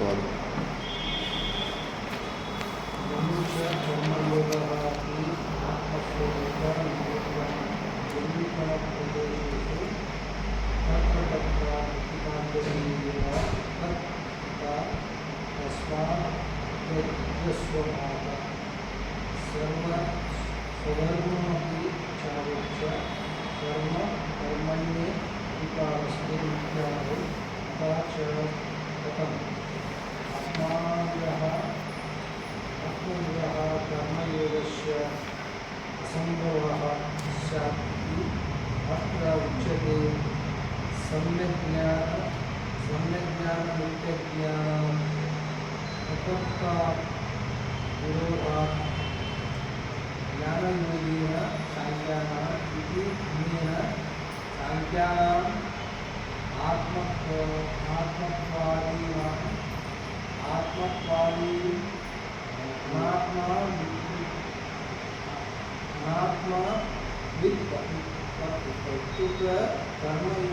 कर्मयोगनिष्ठातो निष्क्रियात्मस्वरूप अवस्थां लक्षणाय ज्ञानयोगनिष्ठाः पृथक् कारणात्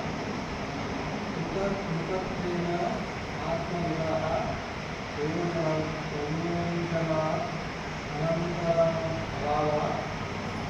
ప్రయోజనానంతరభావ నశ్య కార్యన విద్యతే ఇది కర్తవ్య అంతరాభావ వచనాచ్చ న కర్మాణమరంభా సన్యాసిస్తు మహాభావో ఉత్తమాత్మయోగతః ఇత్యాదీనాం చ ఆత్మ జ్ఞానాన్వేన కర్మణ యోగస్య మార్గ విధానాత్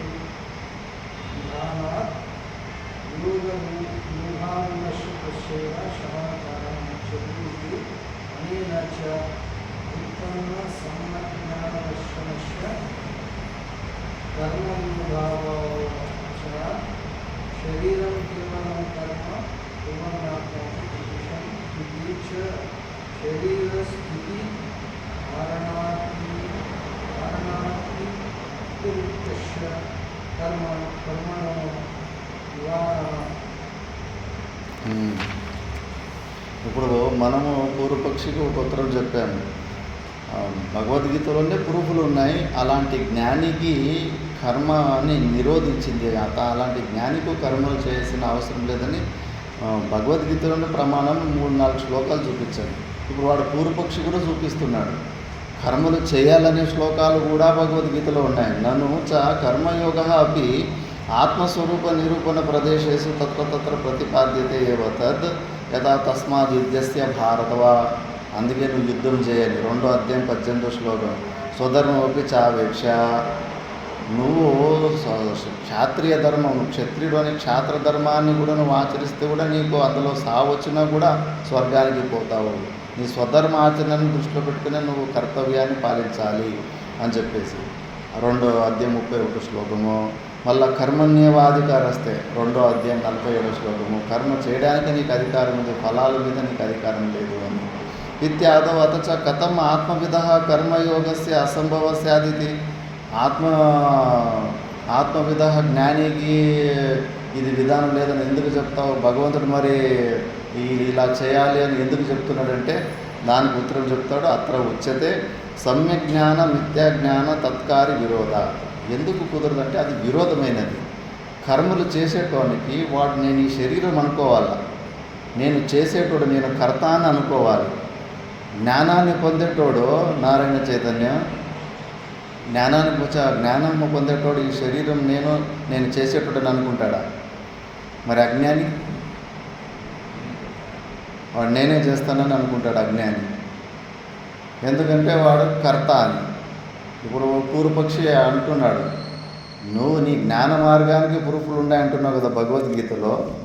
మా కర్మ మార్గం గురించి కూడా ప్రూఫ్లు ఉన్నాయి.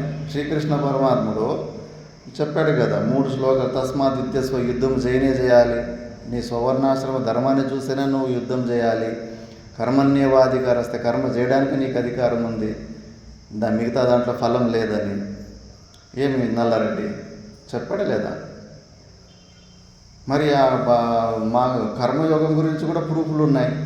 మరి ఆత్మజ్ఞానికి ఎందుకు చేయనీకి కాదు, చేస్తే ఏమైపోతుంది అంటే కానీ కుదురుతున్నాయన. విరుద్ధమైనటివి. జ్ఞాని నేను అసలు నీ కర్త కాదు, ఈ ప్రపంచం సత్యం కాదు అని తెలుసుకున్నవాడు జ్ఞాని. అది కర్మయోగం చేసే అజ్ఞాని ఈ ప్రపంచము సత్యము, నేను చేసేటోడు, నేను కర్త అని బుద్ధి ఉన్నాడు. కాబట్టి ఇతని మార్గము అతని ఆలోచన 2 విరుద్ధంగా ఉన్నాయి. కాబట్టి కన్నా జ్ఞాని ఈ పని చేయలేడు. అందుకే అతనికి సర్వకర్మ సన్యాసానికే అధికారము అని చెప్పేసి. జ్ఞానయోగేన సాంఖ్యానాం ఇది అనేన సాంఖ్యానాం ఆత్మతత్వ విధాం అనాత్మవిత్ కర్తృక కర్మయోగ నిష్ఠాతో నిష్క్రియాత్మ స్వరూపావస్థాన లక్షణయ జ్ఞానయోగ నిష్ఠాయా పృథక్కరణ. భగవంతుడే వేరు చేసినాడా లేదా నారాయణ చైతన్యం? దేని నుంచి దేని వేరు చేశాడు? దేని నుంచి దేని వేరు చేశాడు? జ్ఞానయోగేన సాంఖ్యానాం కర్మయోగేన యోగినాం. భగవంతుడే 2 భాగాలు చేసిండు, 2 ప్రకారాల అధికారులు అని చెప్పేసి. అంటే జ్ఞాన మార్గాన్ని కర్మ మార్గాన్ని వేరు చేశాడా లేదా? మరి ఇప్పుడు పూర్వపక్షి అంటున్నాడు సరే నువ్వు జ్ఞానివైతే ఏమి పని చేయి, 10 మందికి ఉపయోగపడుతుంది, మరి ఎందుకు వీడు కూడా చేయాలి కదా జ్ఞాని కూడా అని అంటున్నాడు. మరి నీ సమాధానం ఏంటి? చేయొచ్చా? లోక కళ్యాణం కోసం చేయొచ్చు. మరి వాడు అదే అంటున్నాడు, సన్యాసం ఎవరు తీసుకోకూడదు, అందరూ గృహస్థాశ్రమంలోనే ఉండాలా, సచ్చే వరకు పని చేస్తూ ఉండాలా అని. మరి ఎట్లా? నీకు జ్ఞానం వస్తే, నువ్వు అజ్ఞానం అయితే కనుక కంపల్సరీ కర్మ చేయాలని వాడు ఒప్పుకుంటున్నాడు. మరి జ్ఞానులు ఎందుకు పని చేయకూడదు? జ్ఞానులు కూడా 10 మందికి ఉపయోగమయ్యేలాంటి పని చేయొచ్చు కదా. అందుకే సన్యాసం ఎవరు తీసుకోకూడదు, పని చేసుకుంటూ ఉండాలి అని అంటున్నాడు. మరి నీ దగ్గర ఏం సమాధానం ఉంది? నువ్వు మరి సన్యాసం తీసుకోవాలంటున్నావు నెక్స్ట్ వచ్చే సంవత్సరం, మరి క్లారిటీ ఉండాలి కదా. పూర్వపక్షి ప్రశ్న అడుగుతున్నాడు, తీసుకోవద్దని అంటున్నాడు, నాకు ఇవ్వద్దు, ఎవరికి సన్యాసం ఇవ్వద్దని అంటున్నాడు పూర్వపక్షి. ఇప్పుడు నేను నీకు ఎట్లా ఇవ్వాలా సన్యాసం?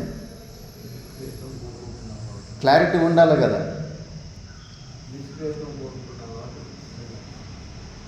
నీకు ఎందుకు సన్యాసం ఇవ్వాలి చెప్పు, క్లారిటీ ఉండాలి కదా. మిగతా మనిషి చేతులు కాళ్ళు ఉన్న మనిషి ఉన్నట్లే నువ్వు అలాంటి మనిషివే కదా. మరి అతనికేమో పని చేయమని చెప్పి నీకు సర్వకర్మ సన్యాసం ఎందుకు ఇవ్వాలి? వాళ్ళకన్నా నువ్వు సపరేట్ ఎట్లా? ఏ విషయంలో నువ్వు సపరేట్గా ఉన్నావు? వాళ్ళకన్నా నువ్వు వేరుగా ఉన్నావు. మరి వాళ్ళకు సన్యాసము ఇవ్వకుండా నీకు మాత్రం ఎందుకు ఇవ్వాలి? ఏముంది నీ దగ్గర ఉత్తరం? చెన్నారెడ్డి, ఎందుకు ఇవ్వాలి సన్యాసం? నిష్క్రియతను కోరుకుంటున్నావు కాబట్టి. నువ్వు దేన్ని కోరుకుంటున్నావు?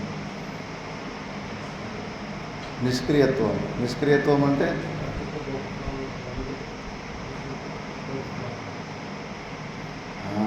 సన్యాసానికి అధికారులు ఎవరు అంటే ఈ ప్రపంచము మిథ్యా అని నిర్ణయం చేసిన వాళ్ళు. మిథ్యా అని ప్రపంచము అంత అబద్ధమేనా? అబద్ధమా కాదా? ఏం నల్లారెడ్డి, ప్రపంచం అబద్ధమా కాదా? నువ్వు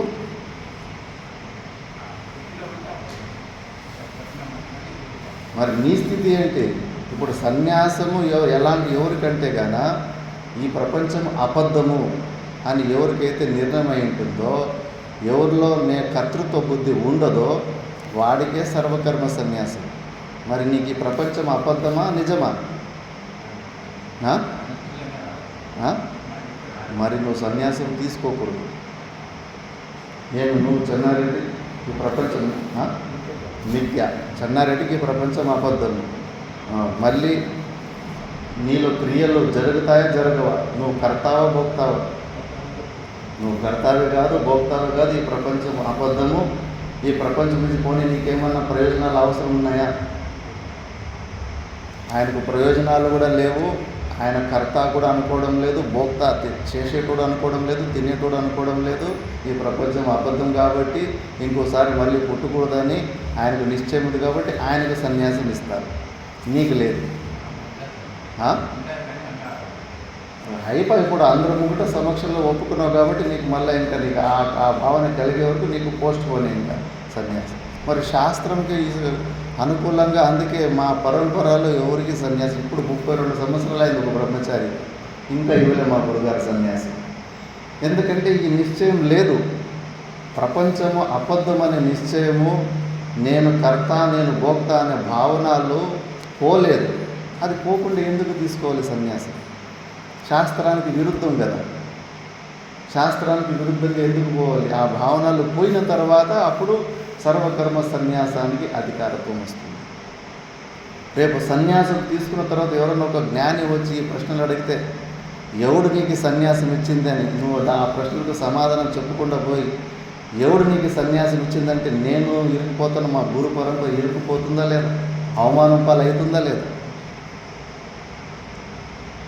అందుకే మా పరంపరలో సన్యాసాలు తొందరగా రావు. ఫస్ట్ ఇది క్లారిటీ పొందు. నువ్వు ప్రపంచాన్ని అబద్ధంగా నువ్వు చూసినావా? చూసే సామర్థ్యం ఉందా నీలో? నేను చేసేటోని నేను తినేటోనన్న భావన పలసన చేసుకున్నావా? అప్పుడు నువ్వు సన్యాసం కావాలని అడిగితే దానికి అధికారం ఉంటుంది. ఊరికే బట్టలు వేసుకొని గొప్పలు పొందడంలో ఏమి ప్రయోజనం ఉండదు, మనకు మనం మోసం చేసుకున్నట్టు. ఆ భావన దృఢంగా ఉన్నప్పుడే సన్యాసం వైపు వెళ్ళాలి. కాబట్టి అందుకే ఇది అనేన సాంఖ్యానాం ఆత్మతత్వవిదాం అనాత్మవిత్ కర్తృక కర్మయోగ నిష్ఠాతో నిష్క్రియాత్మ స్వరూపావస్థాన లక్షణయ జ్ఞానయోగ నిష్ఠాయ పృథక్కరణ. భగవంతుడే సపరేట్ చేసేసాడు. అందుకే ఇలాంటి మహానుభావులకి జ్ఞానంలో అంత నిష్ఠగా కలిగిన వాళ్ళకి, నిజంగానే ఈ ప్రపంచాన్ని అబద్ధంగా చూసిన వాళ్ళకు బంగారు నాణ్యాలు డబ్బులను కూడా ఎన్ని స్టోరీలు ఉన్నాయి. బంగారం కనిపిస్తూ ఉంటే కన్నా కాలుతో మట్టితోటి తాషనికి పోతూ ఉంటే వెనక శిష్యులో భార్య వస్తూ ఉంటే ఎందుకు మట్టిని మట్టితోటి పూడుస్తున్నావు అని అంటుంది. బంగారాన్ని మట్టిగా చూసి మట్టిని మట్టిగా చూసింది. అంత సామర్థ్యం ఉందా? రూపాయి బిల్ల కింద పడితే టక్కని తీసుకొని జోబులు వేసుకుంటారు. రామకృష్ణ పరమహంసుల శిష్యుడు చిన్న పిల్లోడు బ్రహ్మానంద సరస్వతి పెద్దగా మళ్ళీ పెద్దోడవుతాడు. మార్కెట్లోకి పోతా ఉంటే నా రూపాయి బిల్ల తీసుకుంటే దాన్ని తీసుకొని అక్కడ ముందు ఒక బిచ్చగాడు కూర్చో ఉంటే ఆ బిచ్చగాడిని తట్టులో వేస్తాడు. అంటే నేను ఎంత గొప్పవాడిని చూడు, ఆ రూపాయి బిల్లని తీసుకుని నాకు ఆ రూపాయి మీద నాకు ఏం మోహం లేదు, వేరేటోళ్ళకి ఇచ్చేసిందని. చూసేటోళ్ళకి అబ్బా వీడు నిజంగానే వీరికి వైరాగ్యం ఉంది అనుకుంటారు. కానీ జ్ఞానానికి తెలిసిపోతుంది. వాళ్ళు రామకృష్ణ పరమహంసులు ఒకే మాట అంటారు, ఒరే చేపలే తినని వాడు చేపల మార్కెట్కి ఎందుకు పోతారు? ఎవరన్నా మాంసం తినని వాళ్ళు, చేపలు తినని వాళ్ళు చేపల మార్కెట్కి పోతారు. ఎందుకంటే వాళ్ళు తినే అలవాటు లేదు కాబట్టి ఆ మార్కెట్కే పోరు. మరి నీకు డబ్బుల మీద అసలు మోహమే లేదు అని నిజంగానే నువ్వు నిజమైన వ్యక్తి అయితే అసలు దాన్ని ముట్టుకునే కన్నా పోతాడు. ముట్టుకోకుండానే ముందు వెళ్ళిపోయేవాడు. దాన్ని ముట్టుకున్నావు అంటే నీకు ఇంకా దాని మీద రసము, దాని మీద దానికున్న విలువ పోలేదు నీకు. అట్లా ఎన్ని వస్తువులలో మనకి విలువలు ఉన్నాయి. ఆలోచన చేయాలి. పోయిందా ఆ డబ్బులు, బంగారము, ఆస్తి, నాదనుకున్న వస్తువుల మీద మోహము పోయిందా? అది పోకుండా ఒట్టిగా అది బయట మన శరీరానికి బయట ఉన్న వస్తువుల్లోనే మోహం పోలేదు, ఇంకా శరీరంలో ఉన్న మోహం పోయి ఉంటుందా? ఎంత అజ్ఞానము, ఎంత మోసం ఇది! బయట ఉన్న వస్తువుల్లోనే మోహం పోలేదు, మమభావమే షరటే తీయలేదు, ఇంకా లోపల ఉన్న బనీని దీనికి అవుతుంది. ఇంక శరీరంలో నాకేం అహంభావం లేదని పెద్ద నాటకాలు చేస్తారు. బయట వస్తువులని ఇంకా మోహం పోలేదు. చాలా జాగ్రత్తగా ఉండాలి. సన్యాసం అంటే నాటకం కాదు. అంతటి మిథ్యాత్వ దర్శనం వచ్చినప్పుడే నువ్వు కర్మ పరిత్యాగం చేస్తే నీకు దోషాలు ఉండవు. ఏం కొద్దిగా భిక్షాటన చేసుకొని శరీరం మెయింటైన్ కోసంకి భిక్షాటన చేసుకుంది. ఇవన్నీ ఏమీ లేదు. ఊరికి ఒట్టిగా స్టైల్కి వేసుకునేస్తే కానీ బట్టలు చాలా పెద్ద నరకానికి పోవాల్సి ఉంటుంది. మళ్ళా గురువు కూడా అంతే. గురువుకి ఎంత దోషం తెలిసినా 20 ఊర్లు కాల్ చేస్తే ఎంత పెద్ద నరకం వస్తుందో అంత నరకము గురువుకి పనిష్మెంట్ ఉంది. శిష్యుడు ఏదైనా ఒక పొరపాటు చేస్తే అందుకే భయపడతారు దీక్షలు ఇవ్వడానికి ఎవరన్నా. కానీ మేము మైసూర్లో ఒక స్వామీజీ దగ్గర ఉంటుంది. ఇంగ్లీష్లో వేదాంతం చెబుతూ ఉంటాడు. ఇండియాలో నంబర్ 1 అంత డీప్గా చెప్పాక ఆయన ఒక్కరికి ఇవ్వలేదు దీక్ష. ఇప్పుడు 78 సంవత్సరాలు, ఇప్పుడు ఒక్కరికి ఇవ్వలేదు దీక్ష. నేను కూడా ఆయననే అడిగింది ఫస్ట్. కామెడీ మూర్ఖులకు తెలియకుండా ఊరికి శిష్యుల సంఖ్యలు పెంచుకోవడానికి వాళ్ళకి వీళ్ళకి దీక్ష ఇస్తారు. కానీ మొత్తం గురువును కూడా లాక్కెళ్ళిపోతారు నరకాన్ని. శాస్త్రం పక్కగా తెలిసి దాని దెబ్బలు ఎట్లుంటాయో తెలిసిన వాళ్ళకి భయపడతారు. అవి కామెడీ ఆటలు కాదని చెప్పేసి మంత్రోపదేశం ఇవ్వచ్చు. మంత్రోపదేశం ఇచ్చి శిష్యులకి సహాయం చేస్తూ ఉండదు. సన్యాస దీక్ష చాలా చాలా చాలా చాలా యోచన చేయాలి. ఇవన్నీ ఏమి లక్షణాలు లేకుండానే ఇవన్నీ అందుకే మా గురువు నేనే పెట్టారు. భగవద్గీత సంపూర్ణంగా పారాయణం చేసేంత సామర్థ్యం కంఠస్థమే చేయాలంటాడు మా గురుగారు. లేదా నీకు ఈ అద్వైత సిద్ధాంతము అడిగే ప్రశ్నలకి నీ దగ్గర సమాధానం ఉండాలి. లేకపోతే కానీ ఏమి తెలుసుకోకుండా ఊరికి బట్టలేందుకు మరి బిల్డప్ కోసమా? వాళ్ళకి వీళ్ళ దగ్గర చూపించుకొని బిల్డప్ కోసం వేసుకోవాలి. అందుకే ఇవన్నీ లక్షణాలు ఉండాలి. దీని గురించి మనం ఇంకా నెక్స్ట్ క్లాస్లో విచారణ చేద్దాం. ఓం పూర్ణమద పూర్ణమిదం పూర్ణాత్ పూర్ణముదచ్యతే పూర్ణస్య పూర్ణమాదాయ పూర్ణమేవావశిష్యతే. ఓం శాంతి శాంతి శాంతి.